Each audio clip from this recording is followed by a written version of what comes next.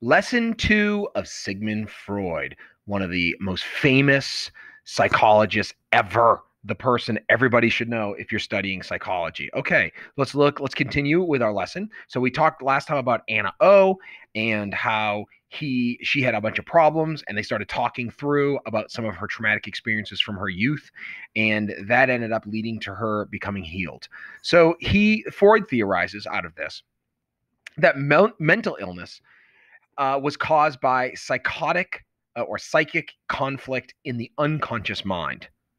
Unconscious meaning that you're not even aware of it, that there's like this conflict going on inside of you. And many problems are caused by what Freud called repressed memories. Repressed, as in like forgotten. They were so horrible that your body, your mind unconsciously tries to forget them because you just can't deal with how traumatic they were. Now, let's talk about like what we mean by repressed memories. So Freud argued that we self-censor or repress any sort of painful or unacceptable memories, argued that the repressed memories linger and can be retrieved by some cue or therapy. He thinks that you somehow can rediscover these lost memories, so to speak. Today, though, most memory researchers think repression rarely, if ever, occurs. Like the reality is that if you have a bad memory, like you remember it, like unfortunately you keep like reliving it. Hence why we have this thing called PTSD. So like the idea of repressing a bad memory and forgetting it just isn't really a thing in reality. So like Freud's like number one central argument about mental illness is actually wrong. Levels of consciousness. Let's talk about this consciousness thing.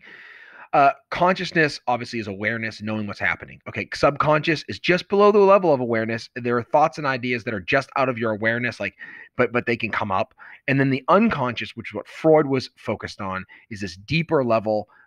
It contains thoughts and desires of which we have no true or direct knowledge. So, like certain desires that we don't even realize we have them, but they're there. And according to Freud, he could discover your deep heart, darkest secrets, supposedly. Although, remember, like the idea that there's like these hidden memories inside our, mind that we've just suppressed, not so much. This is the way he looked at it. It was like an iceberg that like just a little bit of the iceberg is above the surface and we can see it. And those are our thoughts and perceptions. And then we have below the surface most of our memory. We have our preconscious or subconscious level fears, doubts, stored knowledges, memories, which we're kind of aware of. Like we're aware of our fears. But then down at our unconscious levels, Freud thought we had like our selfish motives and socially unacceptable desires that are way deep inside that we're trying to force away.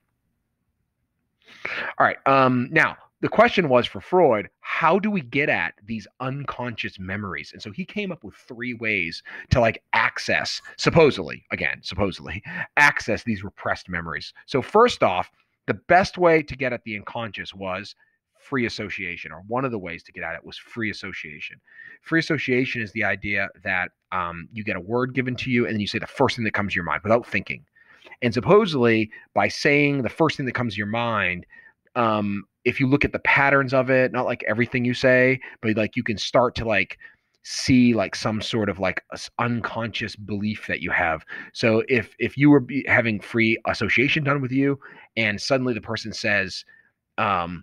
Ingerson, and all of a sudden you just immediately go cruelty, like it may, signal that at some point I was really cruel to you and you just have this like really negative feeling at me.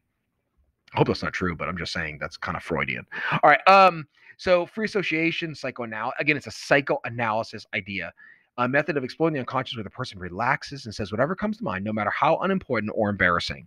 So that's the idea. And you have to get the person comfortable enough to just say anything that comes to mind, even if it seems silly, because Freud would analyze it and he could like come up with, an answer to what it really meant.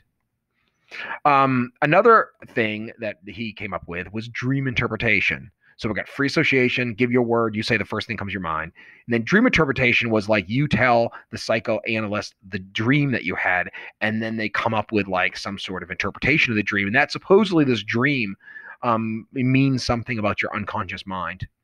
And Freud said the interpretation of dreams is the royal road to knowledge of the unconscious activities of the mind. Now, the reality is that science has studied dreams, and psychologists in the modern times have studied dreams. And for the most part, dreams are just bunk. They are just garbage that literally mean nothing. There are certain types of dreams that you could have that like are kind of like normal. For example, the one I always give that I have sometimes, like if I'm really stressed, I always have a dream where like I'm in a car, I'm not driving, and then it's always raining, and there's like floods, and then we're driving really fast, and the car's going too fast, and I hate it, and all of a sudden we come around a corner, and then there's like the river is right there, and we crash into the river. Now, what does that mean? Well, one, I'm not driving, so I feel out of control. And then two, it's raining really bad. Like I'm drowning under like the amount of stress I have. It's like I'm drowning, like this symbol. So like people have dreams like that, or dreams that they fall, and then right before they fall, they wake up. Like that's common, but like the idea that like every dream you have has some like really deep meaning to it is just bunk in terms of modern psychology. So there's two major criticisms of Freud's work that we look at here. And a lot of people are like, look, the problem with Freud is that like all his work on dreams is totally unscientific. Like, who knows what's true? Like his interpretation of some dumb dream you had, like who knows what that means?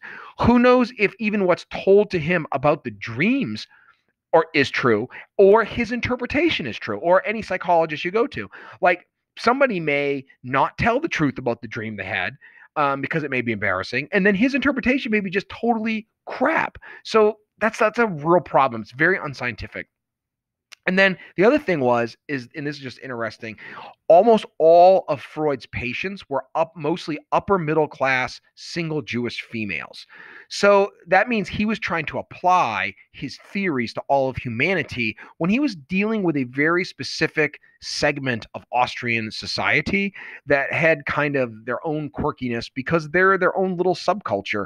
And so it's hard to take like one subculture or group of people or gender and then like apply it to everybody. So that's questionable too, whether any of this has any scientific meaning at all. This is a good, funny cartoon because I like psychology cartoons. So the woman is reading the book and it says why Freud was wrong. So she says, so now Freud's been completely discredited, and to think how much I've forked out for analysis over the years. And then the doctor says, you want to talk about it? And then she says, you bet. So like, boom, like he's still making his money even if Freud is wrong.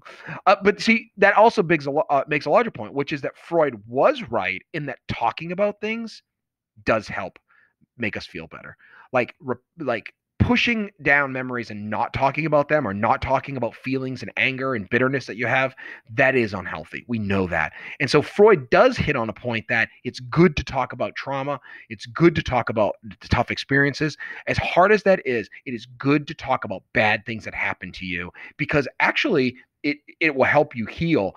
And so if I talk about times, and I have over the past, now I don't really have emotional connections to bad things that happened to me when I was young. But like when I talked, the first couple times I ever talked about my mother being in and out of mental institutions all through high school, and the absolute chaos that was happening at home all the time as a result of that and other things, like when I started actually opening up and talking to people about it, like then I kind of had less of a connection about it, and the stress of it kind of was lessened.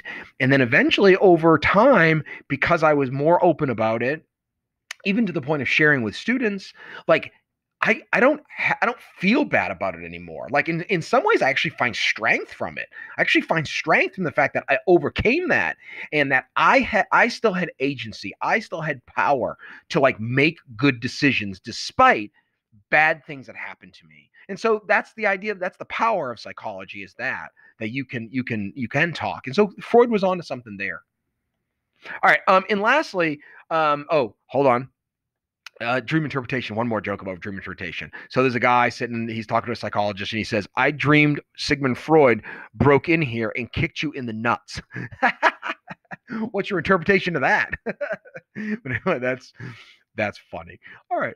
Well, I find it funny. Maybe you don't, but hey, okay, I'll just move on. All right. And then the last thing that Freud used, which is another very unscientific thing that can't be proven whether it even is real or not, is hypnosis. So Freud really, all of the three things, free association, dream interpretation, and hypnosis, are all dubious in any real meaning. But he was super famous for all of it. It's just that now we look back and be like, okay, Freud.